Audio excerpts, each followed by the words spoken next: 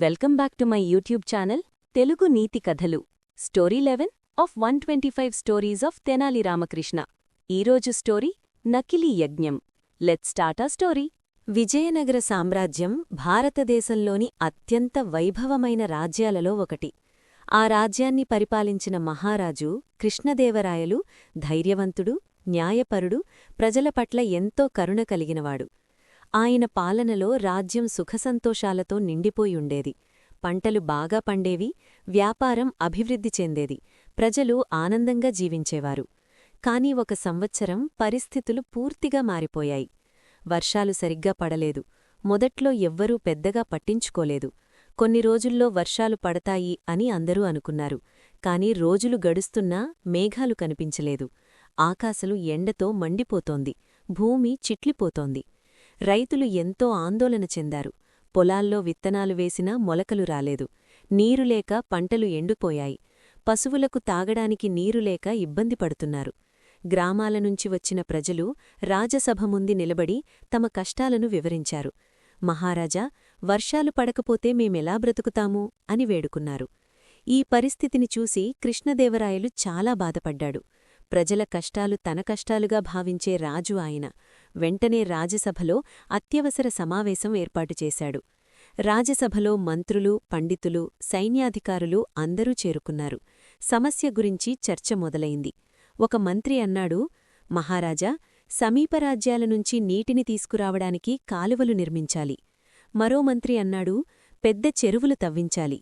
ఇంకొకరు దేవతలను ప్రసన్నం చేసుకోవడానికి పూజలు చేయాలని సూచించారు. అంతలో ఒక పూజారి ముందుకొచ్చాడు. అతని ముఖంలో గంభీరత కనిపిస్తోంది. చేతులు జోడించి నమస్కరించి ఇలా అన్నాడు, మహారాజా, ఈ సమస్యకు సాధారణ పరిష్కారం లేదు. ఇది దేవతల కోపం వల్ల జరుగుతోంది. రాజ్యంలో పాపాలు పెరిగాయి. అందుకే వర్షాలు పడటం లేదు. సభలో ఉన్నవారు కొందరు అంగీకరించారు, కొందరు సందేహపడ్డారు. రాజు అడిగాడు, అయితే దీనికి పరిష్కారమేమిటి? పూజారి కాసేపు మౌనం పాటించి గంభీరంగా చెప్పాడు, ఒక ప్రత్యేక యజ్ఞం చెయ్యాలి. అది సాధారణ యజ్ఞం కాదు. మహారాజు స్వయంగా ప్రతి ఉదయం సూర్యోదయం సమయంలో నదిలో నిలబడి చల్లని నీటిలో యోగాసనాలు చేస్తూ దేవతలను ప్రార్థించాలి. అప్పుడు దేవతలు ప్రసన్నమవుతారు, వర్షాలు పడతాయి. ఈ మాట విన్న రాజు ఒక్క క్షణం కూడా ఆలస్యం చేయలేదు. ప్రజల మేలు కోసం నేను ఏదైనా చేయడానికి సిద్ధం అని అన్నాడు. మరుసటి రోజు ఉదయం సూర్యుడుదయించకముందే రాజు నదితీరానికి చేరుకున్నాడు. చుట్టూ మబ్బులు లేకపోయినా ఉదయం గాలి చల్లగా ఉంది. నది నీరు మరింత చల్లగా ఉంది. రాజు ధైర్యంగా నీటిలోకి అడుగుపెట్టాడు. నీరు కాళ్లను తాకగానే చలితో వణికిపోయాడు. అయినా వెనక్కి తగ్గలేదు. నడుము వరకు, తర్వాత ఛాతీ వరకు నీటిలో నిలబడ్డాడు. చేతులు జోడించి కళ్లను మూసుకొని ప్రార్థించడం ప్రారంభించాడు. పూజారి కూడా పక్కనే నిలబడి మంత్రాలు జపిస్తున్నాడు. ఇలా ప్రతిరోజూ జరుగుతోంది. రోజులు గడుస్తున్నాయి. రాజు ప్రతిరోజూ ఉదయం చల్లని నీటిలో నిలబడి యోగాసనాలు చేస్తున్నాడు. అతని శరీరం అలసిపోతోంది. చలితో మణుకుతున్నాడు. కాని ప్రజల మేలుకోసం ఈ కష్టాన్ని భరిస్తున్నాడు.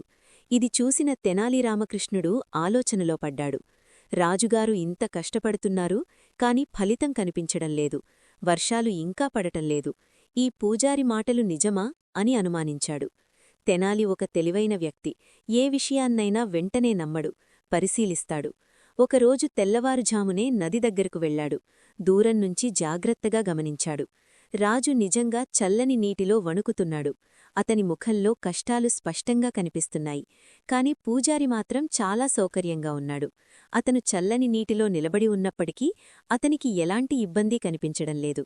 ఇది ఎలా సాధ్యం అని తెనాలి ఆశ్చర్యపోయాడు. తెనాలి మెల్లగా దగ్గరకు వెళ్లి మరింత జాగ్రత్తగా గమనించాడు. అప్పుడతనికి నిజం అర్థమైంది. పూజారి తన ధోతీ కింద ప్రత్యేకమైన జల నిరోధక వస్త్రం ధరించాడు. అది నీటిని లోపలికి రానివ్వదు. అందువల్ల అతను చలిని అసలు అనుభవించట్లేదు. అంటే అతను రాజును మోసం చేస్తున్నాడు. తెనాలి వెంటనే రాజు దగ్గరకు వెళ్లి వినయంగా అన్నాడు, మహారాజా, ఈ యజ్ఞం గురించి నాకు కొంత అనుమానముంది. దయచేసి ఒకసారి స్వయంగా గమనించండి. రాజు ఆశ్చర్యపోయాడు. వెంటనే పూజారిని పిలిపించాడు.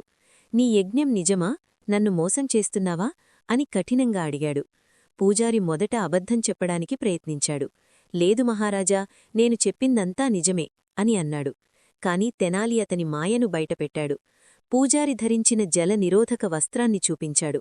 అది చూసిన రాజు కోపంతో ఉవ్వెత్తున ఎగిసిపోయాడు. రాజ్యం మేలుకోసమని చెప్పి నన్ను మోసం చేశావు. ఇది చాలా పెద్ద నేరం అని గట్టిగా అన్నాడు. పూజారి భయంతో వణికిపోయాడు. మహారాజా, నాకు క్షమించండి, నేను తప్పు చేశాను అని వేడుకున్నాడు. కాని రాజు కఠినంగా అన్నాడు, ప్రజల విశ్వాసాన్ని ద్రోహం చేసినవారికి శిక్ష తప్పదు. అతనికి తగిన శిక్ష విధించాడు. తర్వాత తెనాలివైపు చూసి అన్నాడు, తెనాలి, నీ తెలివి వల్ల నేను మోసం నుంచి బయటపడ్డాను. నీవు నిజంగా రాజ్యానికి ఎంతో విలువైనవాడివి. తెనాలి వినయంగా నమస్కరించి అన్నాడు, మహారాజా, ఎవరైనా చెప్పిన మాటలను వెంటనే నమ్మకూడదు. ఆలోచించి పరిశీలించి నిర్ణయం తీసుకోవాలి. రాజు ఈ మాటలను గుండెల్లో పెట్టుకున్నాడు. కొద్ది రోజుల తర్వాత సహజంగానే మేఘాలు కమ్ముకున్నాయి. వర్షాలు మొదలయ్యాయి. పొలాలు పచ్చగా మారాయి. రైతులు ఆనందపడ్డారు. రాజ్యం మళ్లీ సుభిక్షంగా మారింది. ఈ కథ యొక్క నీతి: మోసం ఎంతకాలమున్నా సత్యం చివరికి బయటపడుతుంది. అందుకే ఏ విషయాన్నైనా నమ్మే ముందు ఆలోచించాలి. Thank you for watching my video. నకిలీ యజ్ఞం మన నెక్స్ట్ స్టోరీ వచ్చేసి పాతపాగా subscribe for more videos. Like, share, comment on my videos.